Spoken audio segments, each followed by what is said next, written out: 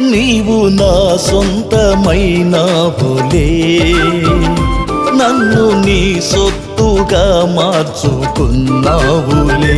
నీవు నా పైన చూపిన అనురాగమే యుగ యుగాల అనుబంధమైనందున నా హృదయం హర్షించుచు సంతోషగానము చేయుచున్నది.